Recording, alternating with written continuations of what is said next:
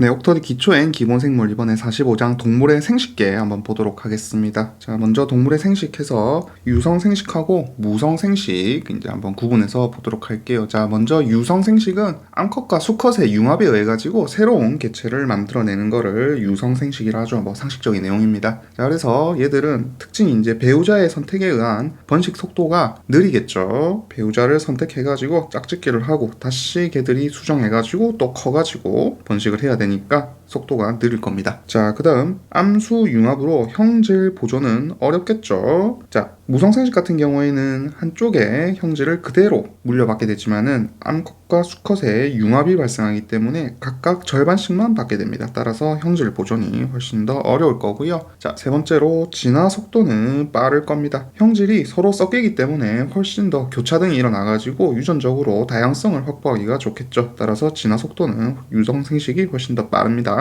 자, 환경에 대한 적응력 역시 진화 속도가 빠르기 때문에 적응력도 당연히 빠를 겁니다. 그리고 이런 유성생식 같은 경우에는 무조건 한 개체가 암컷이고 한 개체가 수컷이고 이렇지 않은 경우도 있어요. 자, 예를 들어가지고 뭐 고착성 동물이나 아니면 기생하는 동물들 있죠. 자, 그런 애들 예를 들면 뭐 조개라든지 고착성 조개라든지 아니면 기생하는 촌충, 자, 이런 놈들은 각각 암수 한 몸을 가지고 있습니다. 암수 한 몸을 가지고 있어가지고 서로 그냥 개체끼리 자기들끼리 서로 정자를 교환을 하는 거예요. A 조개와 B 조개가 있으면 얘도 이쪽에 정자를, 얘도 이쪽에 정자를 주고 또 각각 난자를 가지고 있기 때문에 서로가 서로에 대해서 유성생식을 할 수가 있습니다. 그 다음에 심지어 이제 뭐 산호 같은 거 있죠. 산호 같은 것 중에서 일부는 그냥 자웅동체로 자가 수정도 가능한 경우도 있습니다. 그 다음에 또 특이한 애들이 있어요. 성을 바꿀 수 있는 애들이 있습니다. 자, 푸른머리 양놀래미라고 하는 생선이 있어요. 자, 얘들 같은 경우에는 산호초에서 수컷 한 마리가 있고요. 다수의 암컷들이 같이 살아갑니다. 그래가지고 수컷이 산호초에서 이 암컷들을 보호하면서 살고 있어요. 자, 그런데 애들이 보호하다가 수컷이 죽을 수 있겠죠? 자, 죽으면은 요 암컷들 중에서 가장 크기가 큰 개체가 성을 바꿉니다. 다시 수컷이 돼가지고 얘들이 이제 개체군을 보호하고 번식 활동도 할 수 있게 되는 거죠. 그 다음에 굴 있죠. 굴, 오이스터. 굴 같은 경우에는 또 특이해요. 얘들은 정착성 생물이죠. 그래가지고 배우자를 주변으로 이렇게 확 보냅니다. 바닷물에 팍 퍼뜨리는데 얘들이 크기가 작을 때 어릴 때는 수컷으로 생식을 해요. 그러다가 크기가 점점 커지면은 배우자를 더 많이 만들어낼 수 있죠. 그래가지고 크기가 커지면은 암컷이 돼가지고 성전환해가지고 훨씬 더 많은 자손을 생성하게 됩니다. 자, 이번에는 무성생식 봅시다. 무성생식은 배우자랑 상관없이 세포 분열로 개체를 생성하는 거를 무성생식이라 합니다. 그래서 얘들은 번식 속도가 빠르겠죠. 그냥 잘라가지고 바로 개체를 만들어낼 수 있으니까. 그래서 제노믹 DNA 같은 경우에도 잘 보존이 될 겁니다. 자, 진화 속도 같은 경우에는 얘들은 오히려 느리겠죠. 그리고 환경에 대한 적응력 역시 느릴 겁니다. 위에랑 반대입니다. 그래서 종류로는 뭐 앞에서 조금씩 배웠죠. 이분법, 둘로 쪼개지는 이분법, 그 다음에 뽁 하고 튀어나오는 출합법, 그 다음에 포자를 형성하는 포자법, 뭐 이런 것들이 있고요. 그 다음에 뭐 여러 가지 생식법 나오는데 뭐 앞에서 대충 배웠습니다. 식물 같은 경우에는 이제 생식 기간이 아는 데서 개체를 만들어낸다 했죠. 그런 거를 영양생식이란다 했습니다. 아니면은 뭐 꿀벌이나 말벌, 그 다음에 개미 같은 경우에는 단위생식을 하기도 하죠. 즉 수컷은 그냥 엄마가 반수체 상태로 개체를 만들어낸 거예요. 반면에 암컷은 짝짓기 결과 나온 이엔 상태의 개체입니다. 그리고 이게 지금 방금 말씀드린 뭐 벌이나 개미한테만 일어나는 게 아니고요. 동물원에서 실제로 단위생식을 한 사례가 척추동물에서도 관찰이 됐어요. 예를 들어가지고 암컷 코모도 왕도마뱀, 그 다음에 뭐 상어 중에서 이제 귀상어, 얼룩막상어 이런 게 있거든요. 자, 이런 놈들은 수컷 없이 암컷 혼자서 개체를 생성한 게 동물원에서 관찰이 됐습니다. 그 다음에 이제 그 미국의 플로리다 있죠. 플로리다 호수에 톱가오리라는 애들이 있는데 걔들 암컷 개체군들을 DNA 분석을 해보니까 동일한 두 개의 DNA 사본이 완전히 똑같은 게 관찰이 됐대요. 즉 얘들도 아마도 자연에서도 단위생식을 하지 않았는가 라고 과학자들이 추측을 하고 있죠. 그 다음에 또 특이한 방식으로 분절 증식이라는 게 있습니다. 자, 이건 뭐냐면 우리 플라나리아 있죠. 플라나리아.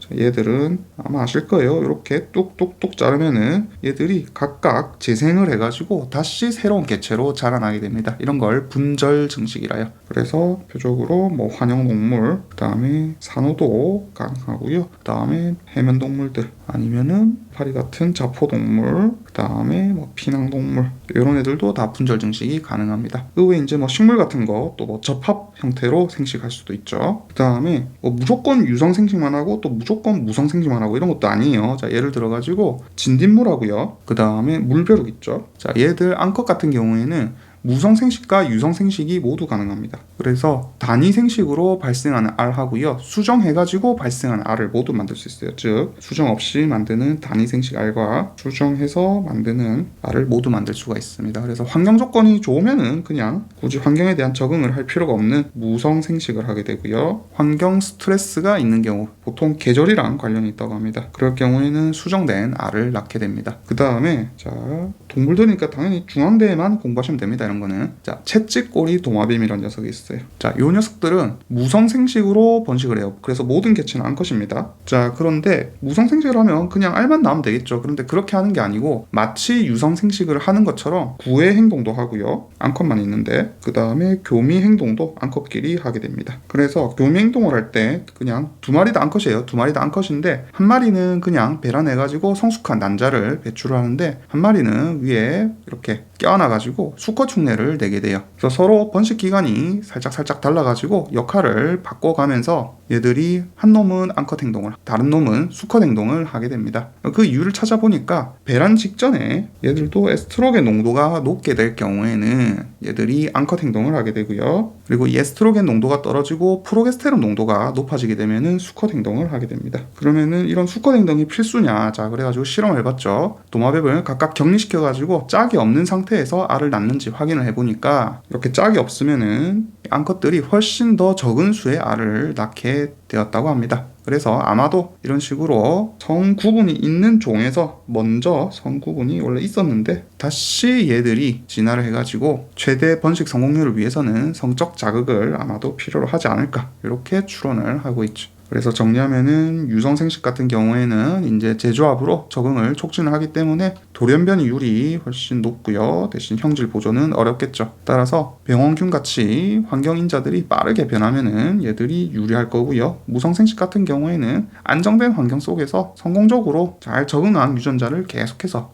영속할 수가 있습니다. 그렇기 때문에 좋은 환경에서는 무성 생식이 더 유리합니다. 자, 이번에는 2번 수정 한번 보도록 합시다. 자, 수정 같은 경우에는 정자랑 난자가 이제 만나가지고 접합자, 즉 자이고트를 형성하는 과정, 요거를 수정이라고 하죠. 그래서 종류는 체외 수정과 체내 수정이 두 가지가 있고요. 체외 수정 같은 경우에는 이제 물에 있는 환경 있죠. 수서 환경, 요런 데 사는 동물들의 주로 수정 방법입니다. 그래서 부모가 이제 직접적으로 그냥 물리 접촉을 하지 않아도 가능해요. 얘들은 오히려 시기가 중요합니다. 같은 시기에 딱 만나야겠죠. 그래서 개체들이 한 장소에 막 모여가지고 자신의 정자나 난자, 알 이런 것들을 물에다가 방출하는 거를 산란이라고 해요. 그래서 개체가 보내는 어떤 화학적 신호라든지 아니면은 뭐 온도, 낮의 길이 이런 것들이 신호가 돼가지고 군집들이 한꺼번에 막 모여가지고 암컷 수컷들이 막 모여가지고 어떤 놈은 난자나 알을 뿌리고 어떤 수컷은 이제 뭐 정자를 뿌리고 이런 식으로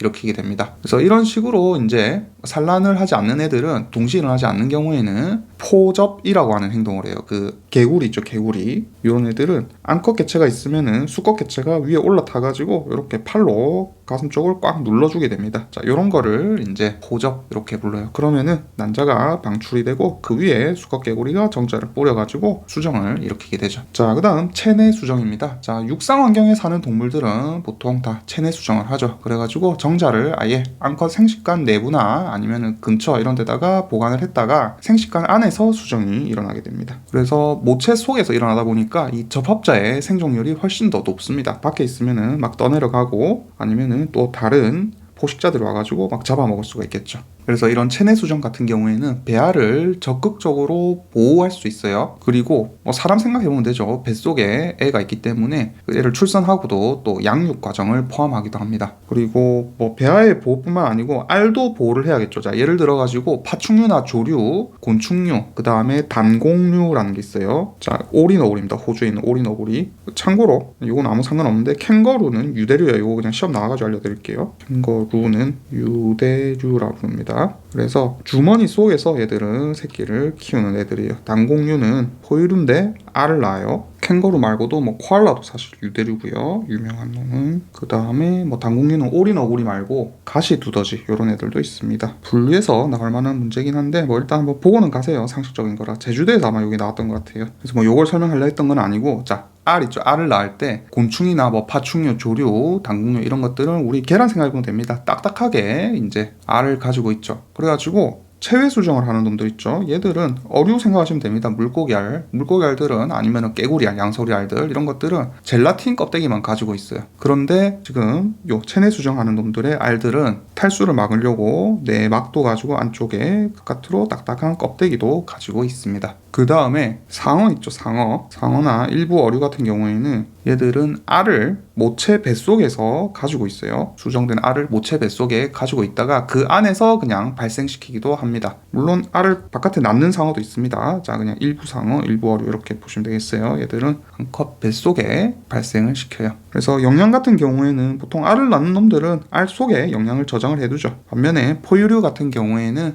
어미 혈액에서부터 배 양분을 직접 공급을 해주고 또 노폐물을 수거해 가기도 합니다. 자, 그 다음 생식계 진화 한번 봅시다. 자, 먼저 체외 수정하는 애들 아까 앞에서 배웠죠. 수서 생물들 체외 수정을 했고, 포접은 주로 양서류, 깨구리 같은 애들. 자, 체내 수정은 이제 뭐 파충류나 조류 이런 애들이 체내 수정을 하고, 자, 그 중에서도 이제 발달된 또 체내 수정을 하는 놈들이 있죠. 위에서 본 포유류 같은 애들. 얘들은 태아를 직접 모체 속에 가지고 있다가 출산을 하게 됩니다. 자, 그래서 자손의 생존 보장 이렇게 되어 있는데, 이 말은 수정된 이제 배를 보호하고 양육하는 과정을 말해요. 그래서 먼저 알을 낳는 난생 같은 경우에는 몸 밖에다가 알을 낳아가지고 알 속에서 발생을 시키죠. 그래서 아까 말씀드린 애들이 있습니다. 곤충, 그 다음에 파충류, 아니면 조류, 그 다음에 이런 당국류. 딱딱한 알 속에서 발생을 시키고요. 그 다음에 태생 같은 경우에는 어미 몸 속에서 배 발생 초기 동안 키우죠.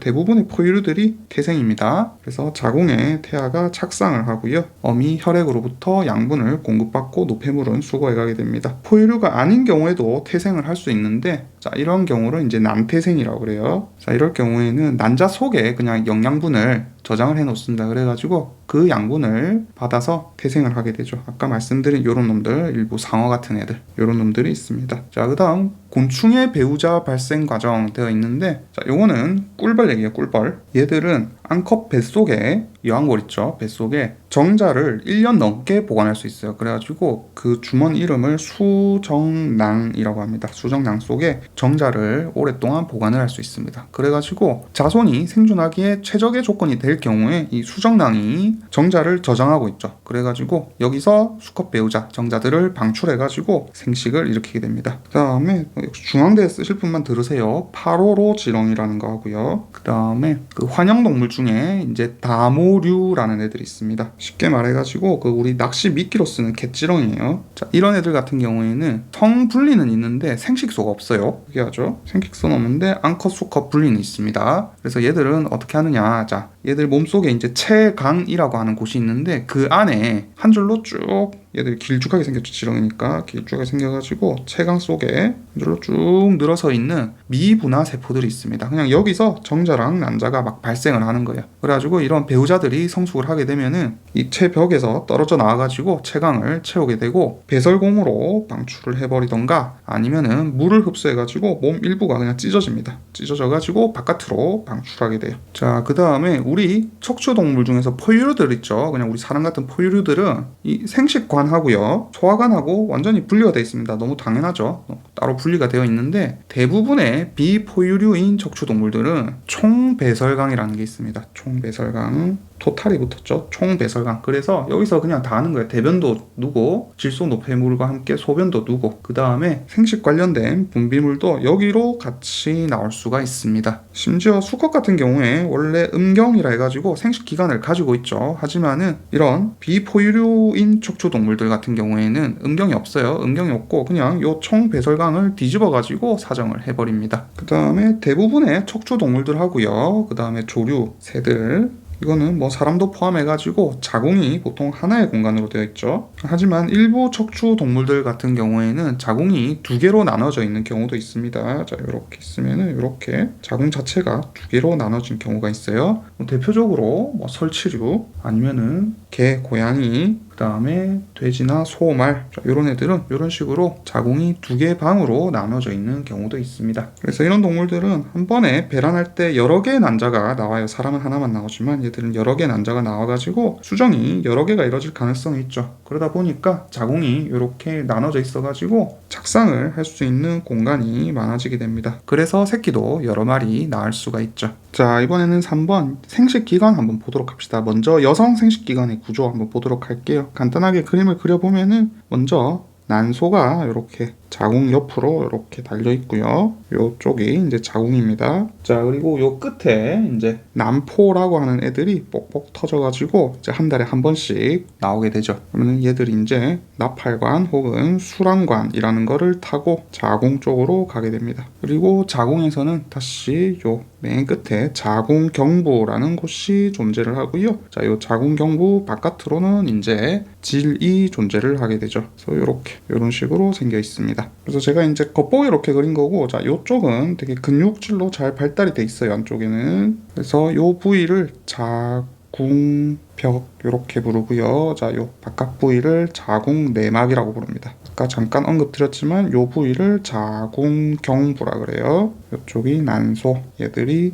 난포, 쪽이 난관 혹은 수란관, 아니면 뭐 나팔관 이렇게 부르기도 합니다. 쪽이 자궁, 쪽이 질, 이렇게 부릅니다. 자, 이게 여성 생식기관 구조예요. 그래서 각각 좀 설명을 해드릴게요. 먼저 난소부터 설명을 드리겠습니다. 자, 난소는 난자가 형성되는 기관이고, 자, 우리 앞에서 뭐 여러 가지 여성 호르몬들이 분비되는 기관이라고 배웠죠. 그 난소가 여기에요. 그래서 이 난소의 외부 쪽에는 이런 난포들로 막 채워져 있습니다. 채워져 있고, 이 각각의 난포들은 아직 성숙하지 않은 난자인 난모세포하고요, 요거를 둘러싸고 있는 지지세포들로 구성이 되어 있어요. 자, 그 다음 수란관 봅시다. 수란관 같은 경우에는 이 난자가 이제 요 바깥으로 뽁 하고 튀어나오면은 얘들이 요 바깥으로 이제 이렇게 이동을 하게 돼요. 이동하는 통로입니다. 그래가지고 수정은 요 상단부에서 주로 수정이 일어나게 되고요. 요 자궁 근처로 오게 되면은 요 두께가 거의 머리카락 정도 두께밖에 안 돼요. 엄청 얇습니다. 그래서 이 난자가 여기 밖으로 나가는 요런 과정을 배란 이렇게 부르는데, 배란 때 이제 난간에 표피에 있는 선모들이 이렇게 막 나 있는데, 복강에 있는 액체들을 이 난간 쪽으로 흐르게 해가지고 난자를 이렇게 끌어당깁니다. 끌어당기고 이 난간이 이제 파동적으로 수축을 해가지고 난자는 자궁까지 도달할 수 있게 되는 거죠. 자, 그 다음에 이제 다시 자궁입니다. 자궁 같은 경우에는 이 수정란들이 착상을 할 수 있어요. 이 자궁 내막에 붙어가지고 착상을 해가지고 태아로 성장을 하는 장소입니다. 그래서 아까 잠깐 언급했지만은 두꺼운 근육질이라 가지고 나중에 임신하면 아기가 4kg까지 자랄 수가 있는데, 자, 이 정도까지 수용할 수 있을 정도로 막 늘어날 수도 있어요. 그리고 이런 자궁 내막 같은 경우에는 혈관이 엄청 풍부합니다. 자, 그 다음 마지막 질입니다. 질 같은 경우에는 여기는 산성 환경이에요. pH가 약간 낮은 산성 환경으로 안쪽으로 세균이 들어가면 안 되겠죠. 그래가지고 1차적으로 방어하는 장소이기도 하고요. 정자 역시 이쪽으로 들어오게 됩니다. 그리고 나갈 때는 아기가 이제 이쪽으로 분만해서 나가게 되겠죠. 그 다음에 이 질 입구 근처에는 전정샘이라는 게 있는데, 자, 여기서는 이제 윤활석 점액을 분비하게 됩니다. 윤활성 점액을 분비해 줍니다. 자, 그 다음에 생식기관은 아니지만 젖샘을 가지고 있죠. 젖샘. 자, 젖샘 같은 경우에는 남자도 있어요. 남자도 있는데 젖 생산은 남자는 일어나지 않고 여자만 나타나게 됩니다. 그래가지고 젖샘 속에 이제 분비샘이 있고, 그 분비샘의 표피 주머니에서 젖이 만들어져 가지고 유두 쪽 관으로 흘러나오게 되죠. 자, 이번에는 남성 생식기관 구조입니다. 자, 역시 그림 한번 그려볼게요. 이번에는 옆으로 절단해가지고 한번 그려보겠습니다. 먼저 남성 생식기에서 제일 중요한 기관은 정소입니다. 정소가 있고, 자, 요 바깥쪽으로 다시 부정소라는 게 이렇게 감싸고 있어요. 부정소가 감싸고 있고, 얘들이 뒤로 다시 이어가지고 정관을 타고 방광 뒤쪽으로 넘어가게 됩니다. 이렇게 정관을 타고요. 자, 지금 옆으로 지금 절단한 걸 그린 겁니다. 그래가지고 요쪽에 지금 방광이 있어요. 방광이 있고 요렇게 쪽으로 요렇게 넘어가게 되고요. 자, 이렇게 넘어가면서 요 옆에 보면은 또 정낭이라고 하는 기관이 하나 더 있어요. 그래서 요 기관하고 합쳐지게 됩니다. 그러면서 그 밑에 이제 전립샘이 요 방광 밑으로 해가지고 붙어 있어요. 방광 좀 크게 그릴게요. 그러면은 전립샘이 이렇게 붙어 있습니다. 그래가지고 얘들이 합쳐져가지고 사정관이라는 곳으로 빠져나오게 되고 방광에서 나오는 요도하고 합쳐지게 됩니다. 자, 그래서 Y자 형태로 이렇게 빠져나오게 되고요. 자, 전립선 밑으로 나오게 되면은 요 밑에 다시 요도구샘이라고 하는 기관이 하나 더 있어요. 그래서 얘도 이쪽으로 다시 합쳐집니다. 그러면서 합쳐진 다음에 이제 요 관은 요 도를 따라 가지고 쭉 이렇게 빠져나오게 되죠. 자, 이게 옆에서 봐서 이런 거고요. 자, 앞에서 보면은 얘들이 다 한 쌍으로 존재를 합니다. 한 쌍으로 존재를 하고 요 당연하지만 방광하고요. 방광은 하나만 존재하고요. 방광은 생식기관 아니죠. 어쨌든 한 쌍이 있고 생식기관 중에서 요 전립샘 있죠. 전립샘도 하나만 존재합니다. 나머지는 다 한 쌍으로 존재해요. 자, 그러면은 이번에 얘들에 대해서 좀 다시 자세히 한번 배워볼게요. 자, 먼저 정소입니다. 자, 이렇게 동그랗게 생긴 정소가 있고요. 자, 얘들을 절단해 보면은 안쪽에는 매우 꼬불꼬불하게 생긴 세정관이라는 관들이 엄청 많이 분포해 있습니다. 그래가지고 얘들이 나중에 다시 부정소로 이어지게 되는데, 자, 요 선들을 확대해 가지고 그려보게 되면요, 요런 식으로 관을 지금 절단한 겁니다. 그랬을 때 이 관의 바깥에 이제 우리 앞에서 배웠던 정원 세포들이 요런 데 이제 존재를 하고 있고요. 그리고 얘들이 이렇게 살살살 틈이 있어요. 틈이 있어가지고 요 틈을 쭉쭉 빠져나가면서 바깥쪽으로 이제 정자가 돼가지고 이렇게 빠져나가게 됩니다. 그래서 맨 위에 이제 정원 줄기 세포 혹은 정원 세포들이 있고, 정원 줄기 세포가 유사분열해갖고 정원 세포가 된다 했죠. 어쨌든 정원 세포가 되고, 정원 세포가 다시 유사분열을 하면은 제1정모세포가 됐습니다. 자, 이거는 앞에서 했던 것들이라 그냥 말로 넘어갈게요. 제1정모세포가 되고, 얘들이 제1감수분열을 하게 되면은 이제 EN에서 N 상태의 제2정모세포가 됐죠. 그리고 제2정모세포가 감수 2분열을 하게 되면은 초기에 정세포를 형성했고, 이 정세포가 다시 분해해가지고 정자가 되었습니다. 자, 이거는 앞에서 했던 얘기라 가지고 넘어가겠습니다. 말로 하고 넘어갈게요. 그러면 이렇게 만들어진 정자는 이 정관 통로를 따라가지고 부정소 쪽으로 이동을 하게 되죠. 자, 그리고 지금 제가 세정관 속에 정원세포만 소개를 드렸는데, 자, 얘들만 있는 게 아니고요. 얘들을 지금 감싸고 있는 애들이 있습니다. 지금 이렇게 제가 통로가 있다고 했죠. 그래서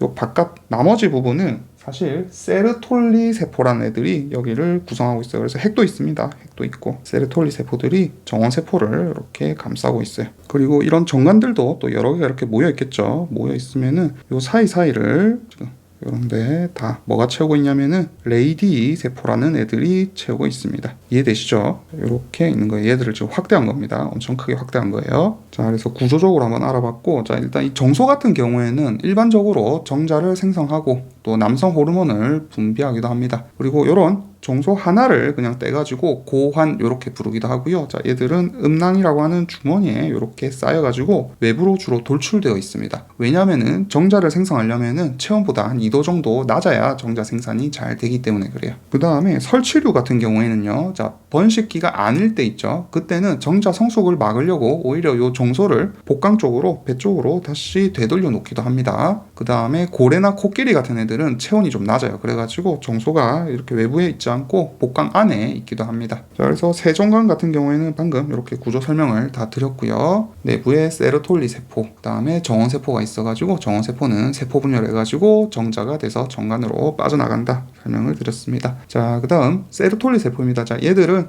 이렇게 정원 세포나 정자들을 감싸고 있어요. 그래가지고 발달 중인 이런 정자 세포에다가 양분이나 영양을 공급하기도 하고요. 그리고 이렇게 물리적으로 둘러싸고 있기 때문에 보호 기능을 하기도 합니다. 자, 그 다음 레이디 세포는 이런 정관 바깥쪽에서 오히려 또 정관들을 둘러싸고 있죠. 그래가지고 여기서 남성 호르몬들을 생성해가지고 분비를 하게 됩니다. 자, 그래서 이렇게 정소에서 만들어진 정자들은 뒤쪽에 있는 부정소 쪽으로 이동을 하게 됩니다. 자, 부정소는 정관을 따라 가지고 이제 미성숙한 정자들이, 아직까지 만들어진 정자들은 성숙하지 않았습니다. 얘들이 부정소로 이동을 하게 되는데 이 길이가 한 6m 정도 돼요. 부정소 길이가 한 6m 정도 되고, 여기를 이제 정자가 빠져나오려면은 한 3주 정도 걸립니다. 그래서 이때 일시적으로 이제 이런 미성숙한 기록한 정자를 저장을 하게 되고요. 여기를 통과하게 되면은 시간이 오래 걸리죠. 통과하게 되면서 운동성을 가지게 되고 수정 능력도 획득하게 됩니다. 자, 그 다음 요 부정소를 이어가지고 요렇게 길쭉한 정관이 발달되어 있습니다. 혹은 수정관 이렇게 부르기도 하는데, 여기도 이제 근육질로 이루어져 있어가지고요. 정자들이 이동을 할 수 있도록 도와주게 되고, 방광을 이제 한 바퀴 돌아가지고 뒤로 이렇게 지나가서 이어지게 됩니다.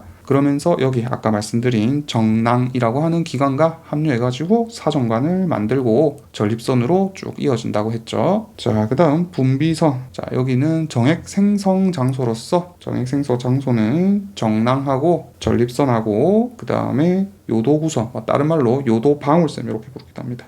이런 애들이 정액을 생성하는 장소입니다. 그래서 정낭 같은 경우에는, 자, 지금 제가 하나만 그렸지만은 요 방광 양쪽으로 해가지고 한 쌍이 있어요. 그래서 정액의 거의 60% 정도 되는 액체를 여기서 만들어냅니다. 그래가지고 약간 걸쭉하고 노란색의 점액을 생성하게 되고, 정자는 과당을 에너지로 이용을 하거든요. 과당도 여기서 섞어주게 됩니다. 그 다음에 이제 약간 걸쭉하게 만들기 위해서 응고 효소도 여기에서 넣어주고요. 그 다음에 아스코르부산이라든지, 그 다음에 나중에 이제 생식이 됐을 때 여성 생식관을 수축을 자극하기 위해서 프로스타글란딘을 여기서 또 포함해 주기도 하고요. 그 다음에 여성 생식관이 아까 산성이라 했죠. 그래서 여기서는 알칼리성의 액체를 분비해 줍니다. 그래서 중화시켜줘요. 그래서 이런 식으로 점액성 물질을 만들어 주기 때문에 얘들이 지금 방광이랑 이어져 있었죠. 그러다 보니까 소변이랑 섞여 나옵니다. 그래가지고 이런 걸 좀 씻어주는 역할도 하고요. 그 다음에 나중에 질에 들어갔을 때도 윤활유 역할도 하게 돼요. 다 설명드린 내용이고요. 자, 그 다음에 전립선 봅시다. 뭐 전립샘 이렇게 부르기도 하는데, 자, 얘들은 하나만 있다 했습니다. 방광 아래쪽에 하나로 이렇게 커다랗게 존재를 하고요. 여기서 이제 정관이 정낭하고 지금 합쳐지는 장소였죠. 그래가지고 여기 안쪽으로 이제 정자가 다시 들어오게 됩니다. 자, 그럼 여기서는 지금 정낭에서는 응고효소를 만들었지만 전립선에서는 항응고효소를 만들어줘요. 그 다음에 정자가 또 영양으로 쓸 수 있는 시트르산도 여기서 만들어서 첨가해 줍니다. 그래서 여기서 만들어가지고 약간 그냥 묽은 약간 백색 액체거든요. 그거를 직접 이렇게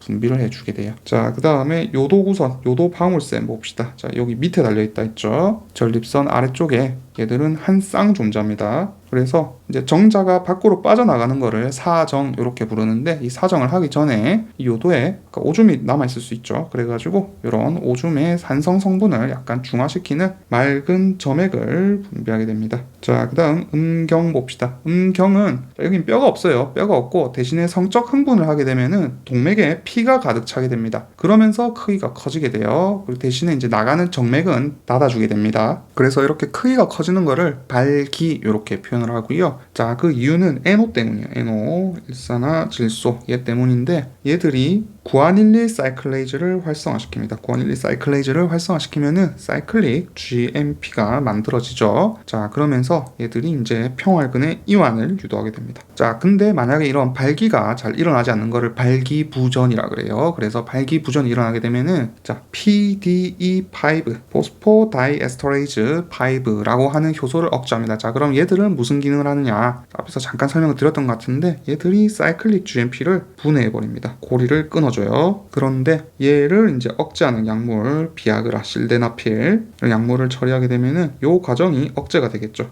그러니까 얘들이 만들어지지 않고 사이클릭 GMP가 유지가 되면서 평활근이 이완 상태를 계속 유지할 수가 있습니다. 그래서 혈관이 계속 확장돼가지고 이 효과가 지속되고 증폭시키는 거죠. 사람은 아까 제가 음경에 뼈가 없다 했는데, 설치류나 개나 뭐 곰, 박쥐, 너구리, 그 다음에 뭐 고래 이런 애들하고, 그 다음에 해마 알죠? 해마는 어류입니다. 하여튼 이런 애들은 음경골이라고 하는 뼈를 가지고 있어요. 그래가지고 기계적으로 이런 발기가 일어났을 때 이거를 보조하는 역할을 하기도 합니다. 뭐 몇 가지 동물도 하여튼 있다. 그냥 이 정도만 외워주시면 돼요. 사람은 없고 일부 포유류나 해마 같은 애들은 있다. 자, 이번에는 배우자 형성 과정 한번 살펴보도록 합시다. 먼저 정자 형성 과정입니다. 정자는 성인 남성에게서 일어나는 지속적이고 풍부한 생산 과정이다. 이렇게 적혀 있죠. 그래서 이 장소는 앞에서 배웠던 세정관 속에서 일어났고요. 그 안에서 이제 세포 분열과 성숙 과정이 세정관에서 끊임없이 일어나게 됩니다. 됩니다. 자, 그래서 정자의 구조 같은 경우에는 뭐 계속 그리고 있죠. 자, 이렇게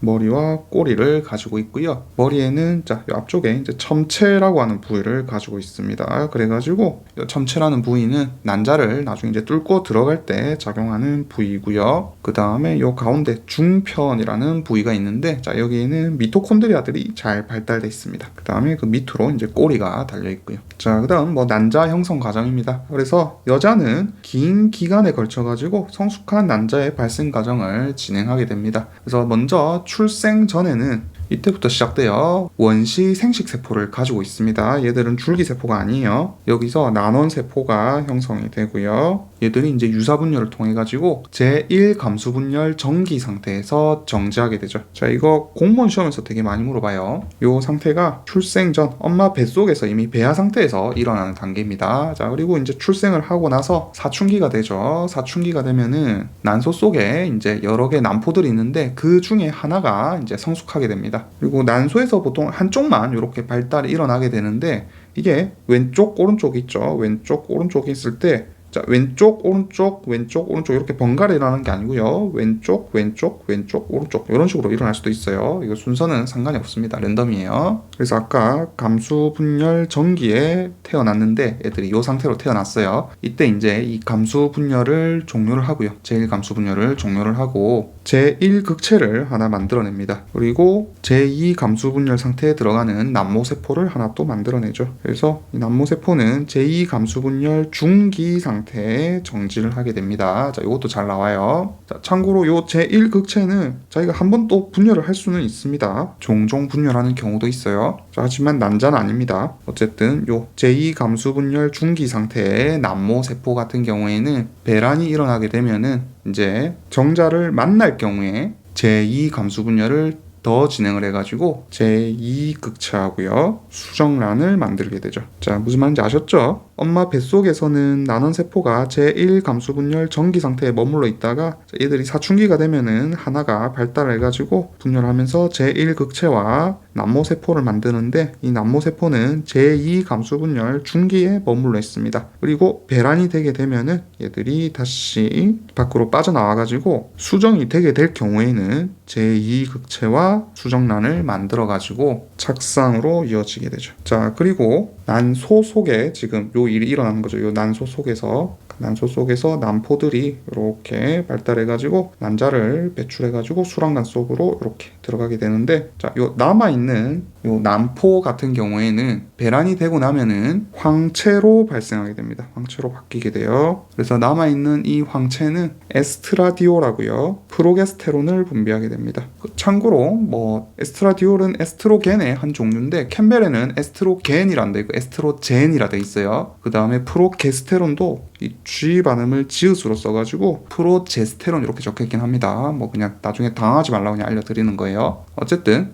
요 농도 같은 경우에는 남자의 거의 한 10배 정도 높이 가지고 있어요. 결론은 남자도 에스트로겐이 있다는 말입니다. 그 다음에 남자도 프로게스테론 있어요. 다만 여성의 농도가 훨씬 높을 뿐입니다. 그래서 황체가 이제 이런 애들을 분비를 해주게 되면은 얘들이 자궁벽의 비율을 유지시켜주는 거죠. 만약에 이제 수정이 되지 않을 경우에는 이 황체는 점점 퇴화를 해가지고 이런 호르몬 농도가 떨어지게 되고 다음 난포를 성장할 수 있도록 또 준비를 하게 됩니다. 자, 이번에는 난자의 구조 한번 봅시다. 그래서 먼저 원시여포라는 게 있어요. 혹은 난포 똑같습니다. 원시여포, 원시난포. 그래서 얘들은 엄마 뱃속에 있을 때부터, 즉 태아 시기 때부터 있던 제1난모세포를 의미합니다. 제1난모세포가 과립세포에 둘러싸여가지고 얘들이 존재를 하고 있어요. 자, 그러다가 얘들이 이제 과립이 점점 부풀어 오릅니다. 부풀어 오르면서 1차 여포로 바뀌게 돼요. 난자는 이렇게 그대로 있는데 밖에 있던 과립세포들이 점점 부풀어가지고 크기가 커져요. 그러면서 이 내부로 리보솜이라든지 아니면은 뭐 메신저 RNA, 다른 소기관, 그 다음에 에너지 같은 거를 막 축적을 하게 됩니다. 자, 그 다음 여기서 이제 더 발달을 하게 되면은 2차 여포가 됩니다. 자, 얘들은 안쪽에 난자가 여전히 이렇게 있고요. 그 바깥으로 투명대라는 거를 이제 가지게 되고, 그 바깥에 이제 과립세포층이 여러 층의 세포층으로 발달을 해가지고 이런 식으로 둘러싸게 되고, 그 안에 이제 액체가 차 있는 남포동이라는 게 관찰되기 시기가 있는 남포동이 관찰됩니다. 그리고 그 바깥으로는 이제 포막 세포들이 이렇게 둘러싸게 됩니다. 자, 그다음 이 남포동이 이제 점점 커지기 시작해요. 그러면서 3차 여포로 발달하게 됩니다. 남자가 이렇게 있는데 주위 남포동이 점점 이렇게 커지기 시작해요. 자, 이 상태를 그라프 여포 이렇게 부르기도 합니다. 자, 이 상태는 아직 난소 속에서 지금 일어나는 거예요. 난소 속에서 일어나는 거고 얘들이 이제 배란되는 거죠. 배란되면서 옆에 있던 이런 투명대하고 그 다음에 주위에 이제 난구세포라는 게 있어요. 난구세포. 그래서 이 난구세포와 투명대와 난자가 바깥으로 뽕 하고 빠져나오게 되죠. 이렇게 빠져나오게 됩니다. 지금 이 상태는 지금 난포 속에 있는 겁니다. 요거예요. 요 선이고 얘들이 이제 점점 이쪽으로 가까이 오면서 찢어지면서 밖으로 배출되게 되는 거죠. 이게 이제 배란입니다. 자, 이때 배란 때 이게 찢어지기 때문에 통증이 느껴질 수도 있어요. 그리고 요 남아있던 난포 같은 경우에는 이제 황체가 되게 되는 거죠. 그래서 얘들은 콜레스테롤하고 지방이 많습니다. 그래서 색깔이 황색으로 보여가지고 황체라 불러요. 그리고 여기서 이제 아까 말씀드렸다시피 에스트로겐하고 프로게스테론들을 분비하게 되는 거죠. 만약에 이제 수정이 되지 않으면 얘들은 이제 백체라고 부르는 결합 조직으로 퇴화하게 됩니다. 그래서 이번에는 표로 한번 비교해 보도록 합시다. 정자 형성 과정과 난자 형성 과정의 공통점은 둘 다 이제 감수 분열을 통해 가지고 염색체 수가 2n에서 n 상태로 체세포 절반으로 생식세포가 바뀌게 되죠. 자, 이런 공통점이 있고요. 그 다음에 차이점이라면은 정자는 세포질이 균등 분열을 합니다. 하지만은 난자는 극체를 형성하죠. 그래가지고 한쪽으로 몰아져요. 세포질이 불균등 분열을 하게 됩니다. 자, 그 다음 얘들은 한 개의 제1정모세포로부터 총 4개의 정자가 만들어지죠. 자, 반면에 난자는 한 개의 제1난모세포에서 나머지는 다 극체로 퇴화해버리고 한 개의 난자만 생성되게 됩니다. 자, 그 다음 정자 같은 경우에는요, 사춘기 이후 일생 동안 계속 생성할 수 있습니다. 자, 하지만 난자 같은 경우에는 사춘기 이후 이제 폐경기라는 기간을 맞이할 때까지 약 28일을 주기로 해가지고 하나씩만 형성을 할 수 있죠. 자, 그 다음 뭐 구조랑 특징 뭐 이런 것도 한번 비교해 봅시다. 먼저 정자 같은 경우에는 정소의 세정관에서 만들어졌습니다. 하지만 난자 같은 경우에는 난소 속의 여포에서 만들어졌죠. 자, 그 다음 염색체 수 같은 경우에는 둘 다 똑같이 n=23, n=23 이렇게 돼 있었고요.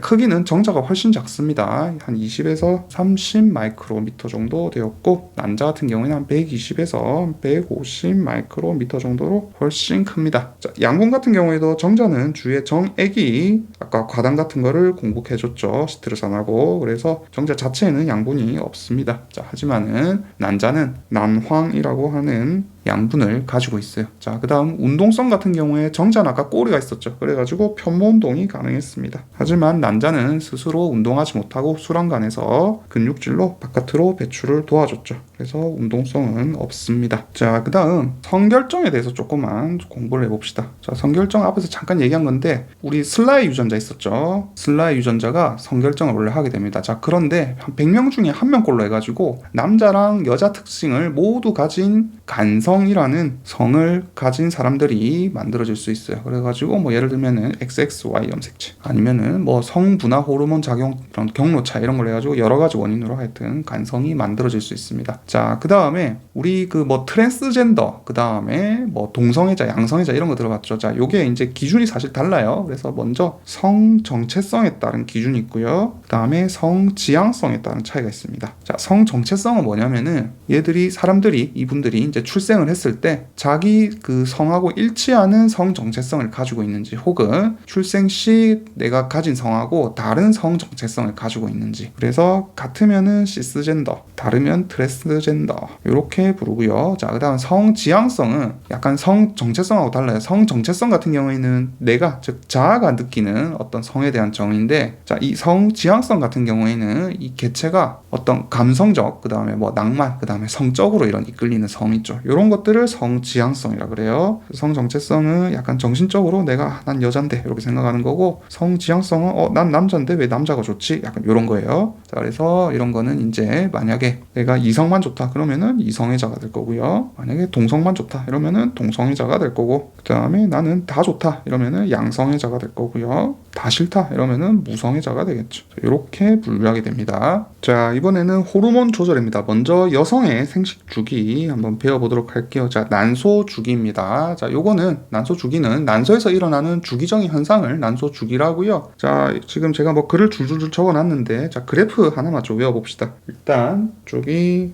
y축이 농도, 자, x축이 시간이라고 할게요. 그랬을 때 자, 4개만 외우시면 돼요. FSH, LH, 그 다음에 에스트라디올, 그 다음 프로게스테론입니다. 자, 그래서 맨 처음에 알 수 없는 이유로 몰라요. 아직까지 안 밝혀졌습니다. 이 월경이 시작할 때가 되면은 시상 하부에서 GnRH가 분비되기 시작해요. 자, 그래서 요거는 그냥 맨 처음에 얘가 시작이고요. 그러면은 GnRH는 앞에서 배웠죠. 뇌하수체를 자극해가지고 소량의 이제 FSH하고 LH를 분비하도록 도와주게 됩니다. 자, 그러면은 맨 처음에 이제 월경이 시작할 때쯤 FSH랑 LH가 서서히 이렇게 증가하기 시작합니다. 자, 그러면은 이렇게 이제 증가하는 FSH는 어떻게 하냐? FSH 자체가 여포 자극 호르몬이죠. 그래서 여포를 자극해가지고 여포 생장을 촉진하게 됩니다. 참고로 여포는 아까 남본 세포하고요, 그걸 둘러싸고 있는 과리막 세포를 포함하는 게 여포입니다. 그래서 여포가 난소 속에서 점점 자라면서 얘들이 에스트로겐을, 즉 에스트로디올을 만들어가지고 막 분비를 하기 시작해요. 그러면서 천천히 에스트라디올 농도도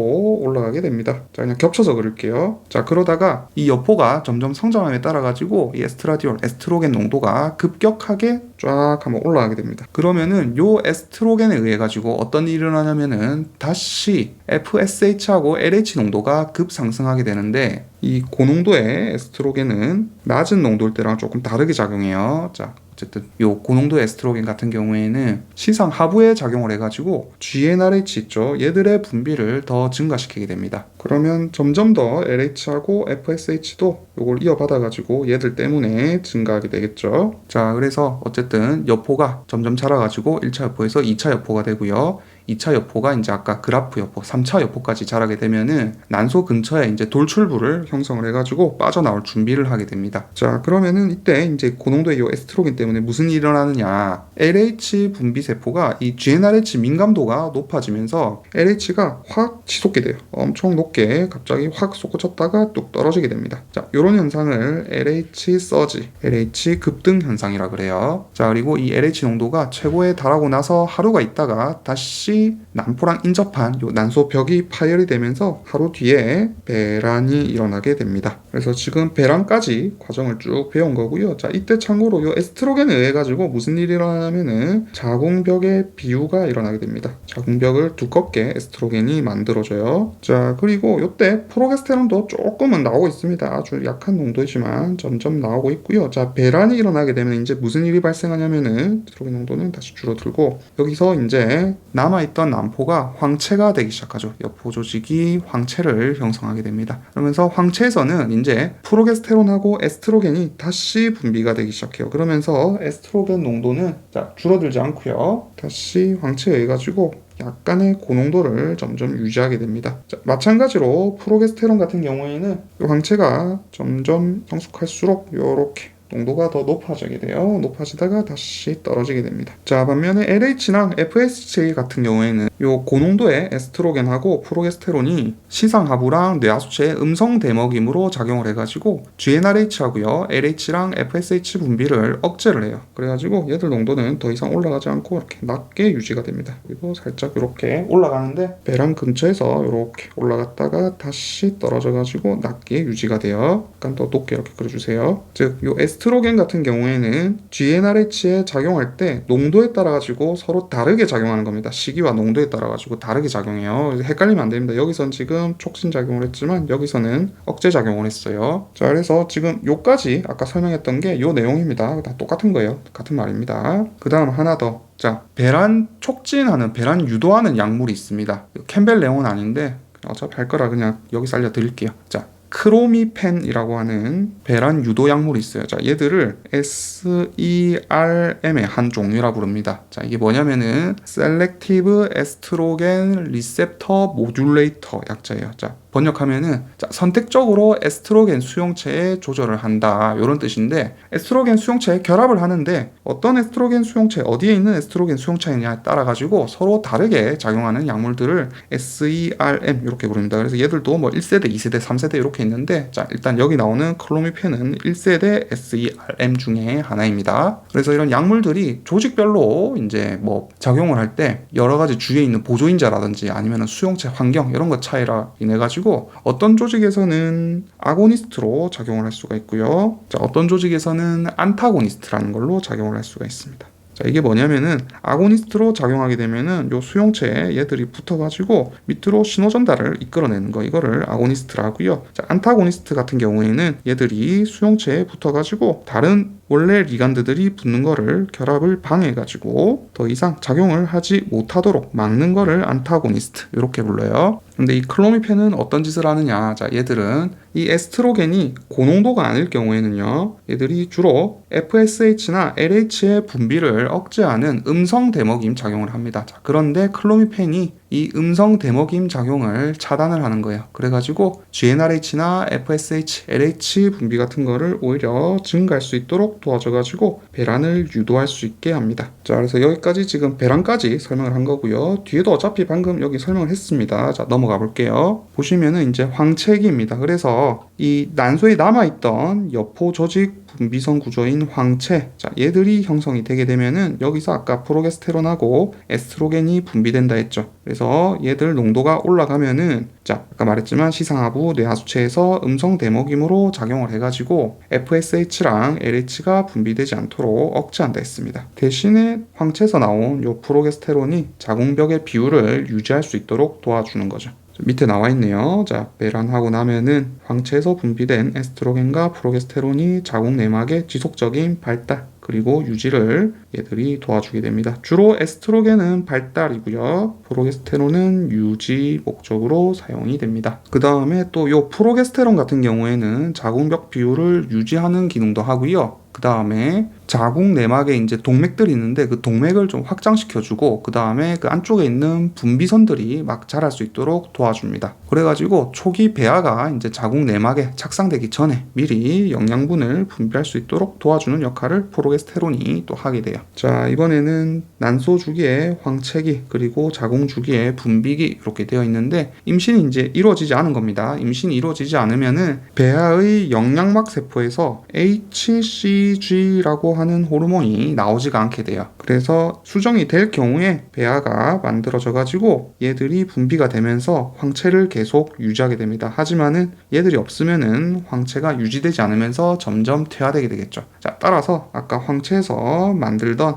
에스트로겐과 프로게스테론이 분비가 되지 않게 됩니다. 그러면은 이제 얘들이 음성 대먹임을 더 이상 하지 못하겠죠. 원래 이 작용을 하고 있었는데 이게 이제 되지 않을 겁니다. 그러면서 다음 배란이 일어날 수 있도록 준비를 하게 되죠. 자, 그리고 이런 난소 호르몬들이 이제 감소를 하게 되면은 이 자궁 내막에 분포하는 동맥들이 경련을 유발하고 또 이제 혈액 형태로 자궁 내막에서 탈락하게 됩니다. 자, 이게 이제 월경이라고 하는 거죠. 혹은 생리. 이때 통증이 발생할 수 있고 이걸 생리통이라 합니다. 자, 그 다음에 이때 또 프로스타글란딘이 분비되게 됩니다. 자, 이거 앞에서 배웠죠. PGE입니다. 프로스타글란딘 E. 그 다음에 정확히 말하면 프로스타글란딘 E2고요. 그 다음에 또 프로스타글란딘 F2알파. 특히 얘가 중요해요. 얘들에 의해 가지고 자궁군이 수축하게 됩니다. 그래서 월경할 때는요, 생리할 때는 자궁 내막에 주로 얘들에 의해 가지고 작용을 하게 되고, 분만할 때는 이제 양막이나 육모막에서 PGE2가 만들어지고 아니면은 탈락막에서 얘들 두 개가 같이 만들어져 가지고 자궁 수축을 이끌어내요. 자, 어쨌든 지금은 그냥 넘어가시고, 어쨌든 얘들이 중요하고 특히 지금 생리 때는 얘들이 주요 역할을 한다. 프로스타글란딘 F2알파가 주요 역할을 한다. 자, 이 정도만 좀 외워두고 있으시면 되겠습니다. 자, 그 다음에 자궁 주기의 월경기 봅시다. 자, 그래서 월경이 시작한 첫날을 월경 주기의 첫째 날로 기준을 잡습니다. 그래가지고 그걸 기준으로 해가지고 28일 단위로 보통 반복이 되는데, 뭐 길면은 40일까지 할 수도 있고요. 그 다음에 짧으면은 20일 만에 할 수도 있습니다. 그래서 기간은 20일에서 40일까지 충분히 변할 수는 있습니다. 그냥 평균이에요. 자, 그 다음에 자궁내막증이라고 하는 질환이 있습니다. 자, 이건 뭐냐면은 자궁내막에 있는 일부 세포가 비정상적으로 이 배에 있는 난관이나 뭐 난소, 그 다음에 아니면은 배에 있으니까 대장 같은데 아예 다른 장소로 이동을 해가지고 호르몬 자극에 의해가지고 얘들이 부풀어 오르는 겁니다. 그러면서 얘들이 다시 붕괴되기도 하고요.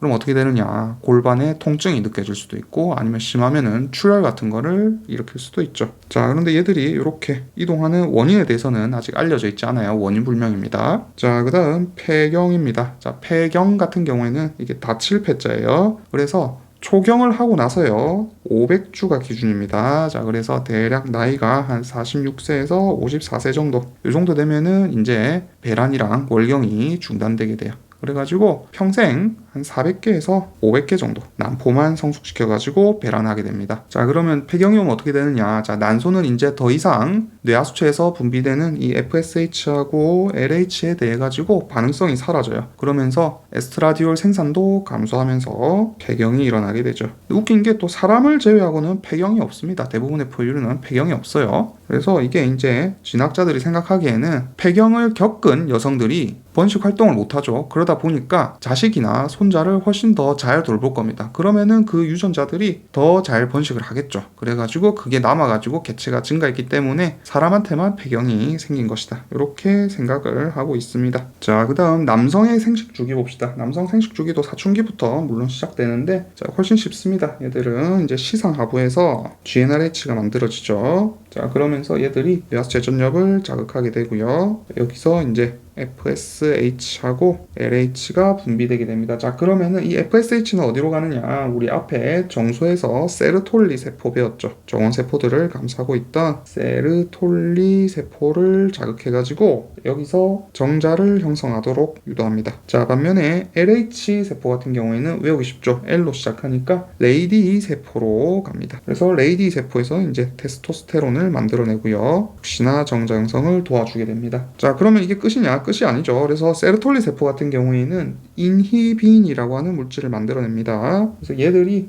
음성 대먹임으로 뇌하수체 전엽에 가가지고 억제를 하게 되고요. 자, 테스토스테론 같은 경우에는 이제 거꾸로 음성 대먹임으로 올라가가지고 시상하부나 뇌하수체 전엽에 작용해가지고 역시나 음성 대먹임으로 작용을 합니다. 그래서 이런 안드로겐 호르몬들이 적절한 농도를 유지할 수 있도록 도와주게 되는 거죠. 자, 그 다음에 요 레이디 세포 같은 경우에는 요 테스토스테론만 만들어내는 거 아니에요. 되게 많은 물질들을 만들어내는데 우리 앞에서 배웠던 뭐 옥시토신, 그 다음에 레닌, 그 다음에 안지오텐신, 그 다음에 부신피질 자극 호르몬, 방출 호르몬, 즉 CRH, 그 다음에 뭐 생장인자라든지 아니면은 프로스타글란딘 같은 거 이런 것도 만들어낼 수가 있습니다. 그래서 레이디 세포는 생식뿐만 아니라 여러 가지 생장, 그 다음에 뭐 대사, 항상성 이런 것도 도와주는 세포입니다. 그래서 요거 지금 위에 적어놨던 거 제가 아래 표로 이렇게 다시 그린 거예요. 자, 이제 마지막으로 배아가 착상부터 해가지고 엄마 뱃속에 머무는 임신, 그 다음에 얘들이 바깥으로 태어나는 출산까지 한번 살펴봅시다. 자, 먼저 단어부터 볼게요. 수태라는 단어가 나오는데 수태는 뭐냐면 별거 아니에요. 이 수란관 안에서 잉태를 하는 거죠. 그래가지고 얘들이 정자랑 성숙한 난자가 융합을 하는 거를 수태 이렇게 표현을 하고요. 자, 난할은 갈라지는 겁니다. 그래서 수정란이 분열을 해가지고 세포 분열을 해가지고 얘들이 배아 세포를 막 만들어내는 거, 이거를 난할이라고 하고, 자, 그 다음에 배반포라는 말이 있는데, 자, 이건 뭐냐면은 수정하고 나서요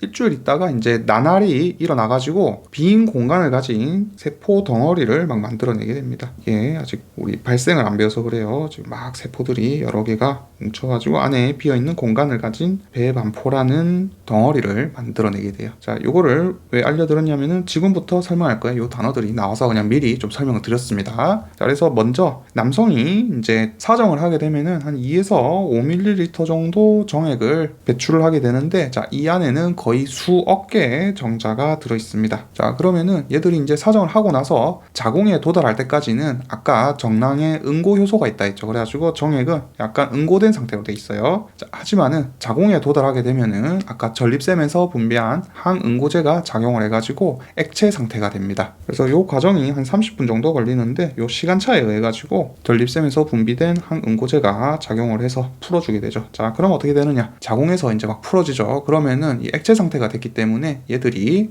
이제 자궁 경부부터 해가지고 난간까지 정자들이 헤엄쳐서 갈 수가 있게 됩니다. 그리고 만약에 여기서 이제 난자가 있었다 그러면은 수태 과정을 거쳐가지고 성숙한 난자랑 융합을 하게 되죠. 그래서 수정이 일어나고요. 수정이 일어나고 한 24시간 정도 지나면은 이 접합자는 난할이라고 하는 분열 과정을 통해 가지고 4일 뒤에 이제 배반포를 형성을 하게 됩니다. 그리고 이 배반포를 형성하고 며칠 안 있다가 이제 자궁 내막에 착상하게 되죠. 그래서 하나 이상의 이런 배반포가 자궁에 있는 상태를 임신 혹은 잉태 이렇게 표현을 하고요. 임신 기간 같은 경우에는 이제 사람 기준으로 수정부터 해가지고 266일 38주입니다. 38주가 임신 기간이고요. 이게 만약에 이제 마지막 월경을 했다. 자, 그러면은 추가로 2주가 더 붙어가지고 40주를 임신 기간으로 계산을 하게 됩니다. 요거는 이해되시죠? 마지막 월경을 하고 나서 2주 있다가 배란을 하게 되기 때문에 2주를 더 더한 거예요. 참고로 설치류 같은 경우에는 뭐 요거는 안 해도 될 것 같아요. 설치류는 한 21일 임신 기간입니다. 그 다음에 소는 280일, 자, 코끼리는 600일 정도 돼요. 자, 엄청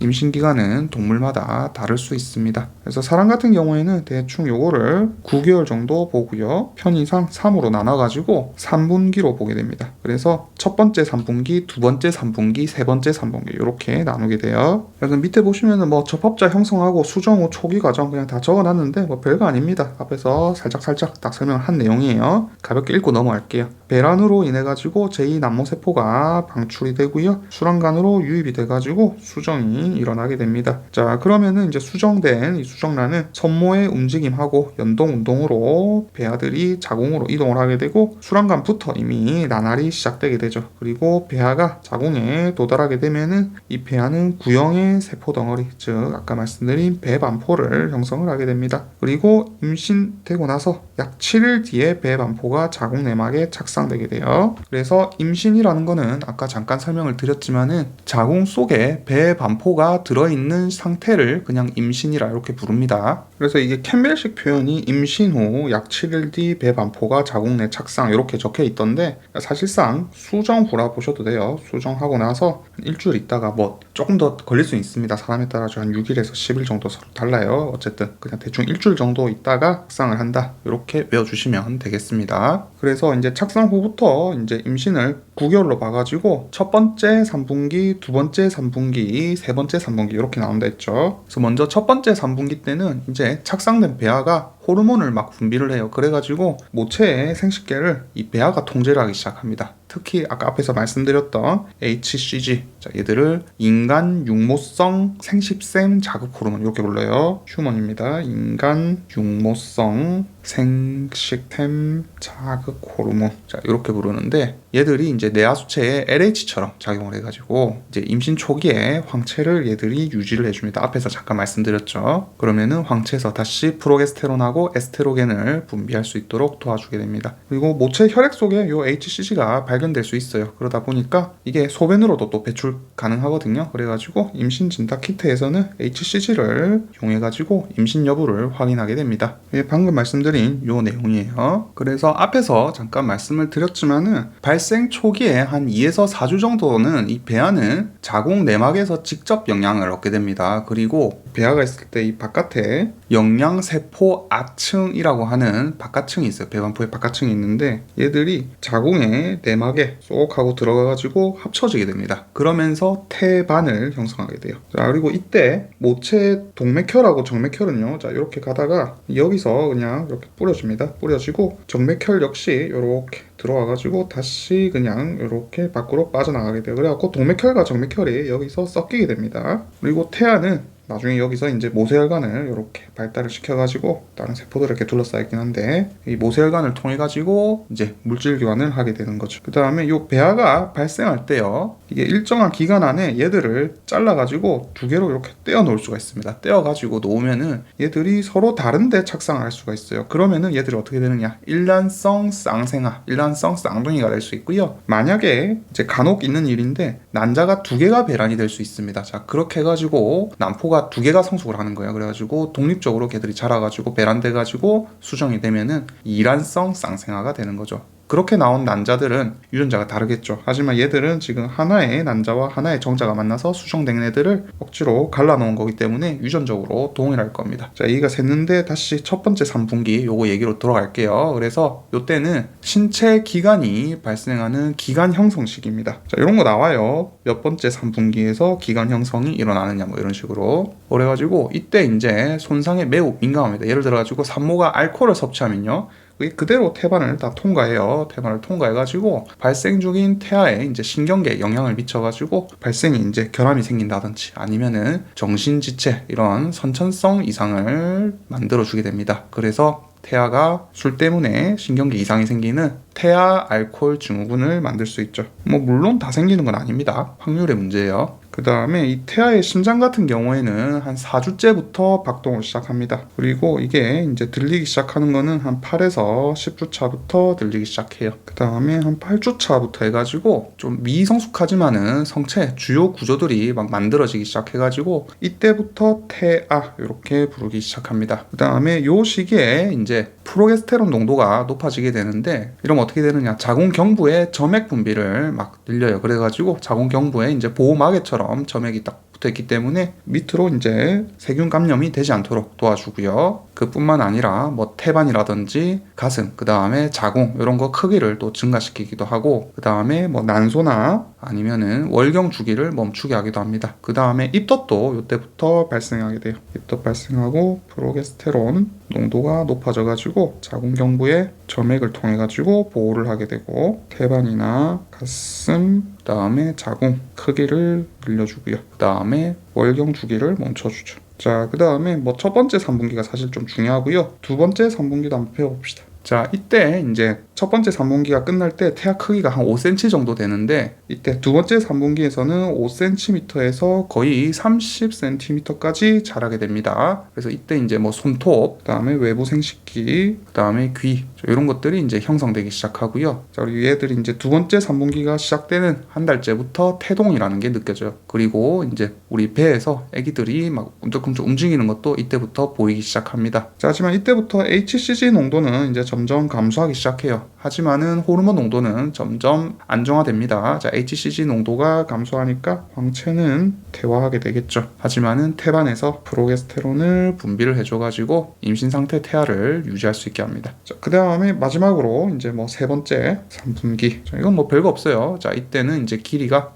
크기가 30에서 50cm까지 커집니다. 그 다음에 몸무게도 최대 한 4kg까지 3에서 한 4kg까지 자라게 되고요. 이때 이제 자궁도 아기가 커짐에 따라 가지고 같이 커지다 보니까 자궁이 방광하고 대장 사이에 딱 끼어 있어요. 그러다 보니까 빈뇨, 그러니까 소변이 자꾸 마렵다든지 아니면 소화가 안 되는 위로 막 올라오거든요. 아기들이 커가지고. 그래가지고 소화불량 같은 게 발생할 수도 있습니다. 엄마가 발생한단 말이에요. 자, 이번에는 분만 봅시다. 출산입니다. 그래서 이 먼저 에스트라디올이 난소에서 분비되기 시작합니다. 자, 그러면은 자궁의 옥시토신 수용체를 유도하기 시작해요. 자, 그럼 어떻게 되느냐, 이제 아기가 커감에 따라 가지고 태아도 분비를 하고 엄마도 분비를 하는데 뇌하수체 후엽에서 옥시토신이 이제 분비가 됩니다. 그럼 수용체가 막 늘어나 있죠. 그러다 보니까 옥시토신에 의해 가지고 얘들이 점점 인식하기 좋아지겠죠. 그럼 어떻게? 자, 얘들이 무슨 역할을 했냐면은 앞에서 배웠죠. 자궁 수축. 그 다음에 태반에서 또 프로스타글란딘 생성을 촉진하게 됩니다. 자궁 수축과 관련된 프로스타글란딘은 E하고 F였습니다. 자, 이런 거 외워두세요. 이거 나옵니다. 이런 거. 이런 지엽적인 게 나와요. 그러면은 옥시토신도 자궁 수축을 유도하지만 이 프로스타글란딘도 자궁 수축을 유도한다 말씀을 드렸죠. 그래가지고 얘들이 계속 양성 대먹임으로 작용을 하게 됩니다. 그러면은 옥시토신 분비가 분비가 계속 일어나게 돼요. 이 자궁 수축 자체가 뇌하수체 후엽에서 옥시토신 분비를 촉진하게 됩니다. 자, 그럼 어떻다? 자궁이 수축하니까 아기가 막 밀려가지고 나오려고 하겠죠. 그러면서 출산이 일어나게 됩니다. 자, 그래서 이런 분만은 크게 3단계로 나눌 수 있어요. 1기, 2기, 3기 이렇게 나눠집니다. 자, 다 적어놨습니다. 이거 한번 읽어볼게요. 먼저 1기 때는 진통이 규칙적으로 찾아오기 시작합니다. 그리고 이제 자궁 입구가 완전히 열리기 시작해요. 그러면서 아기를 감싸고 있던 양수가 터지고 이거를 파수라고 합니다. 그 다음에 진통이 점점 이제 규칙적이던 게 길게 그리고 자주 빈번하게 오기 시작합니다. 자, 그 다음 2기. 자, 이 시기를 개국이라 하고요. 그 다음에 2기를 만출기라 합니다. 그래서 자궁부가 완전히 열리게 돼요. 그러면서 태아가 이제 질을 통해 가지고 밖으로 빠져나옵니다. 이때 진통이 제일 심해요. 아기가 나올 때. 자, 그 다음 3기. 이때는 이제 후산기 이렇게 부릅니다. 그래서 태아가 이제 태어난 거예요. 분만 직후부터 해가지고 이제 태반, 그 다음에 난막, 탯줄 이런 것들이 모두 나오는 시기가 되겠습니다. 그래서 이때도 진통은 가볍게 있는데 이 시기는 한 15분에서 20분 정도면 끝나게 됩니다. 자, 그래서 뭐 이런 거는 잘 나올 것 같지는 않고 이런 게 오히려 더 잘 나와요. 자, 그 다음에 이제 또 나올 만한 게 피임약이 있습니다. 피임약. 자, 피임약은 2종류가 있는데 크게 사실 더 있긴 한데 일단은 캠벨에 나오는 것만 설명을 드릴게요. 자, 먼저 에스트로겐하고 그 다음에 프로게스틴이라고 하는 애들이 합쳐진 복합제가 있습니다. 그래서 에스트로겐도 합성된 에스트로겐을 쓰고요. 나중에 이런 거 이름 다 외워야 돼요. 그 다음에 합성 프로게스테론을 프로게스틴이라고 하거든요.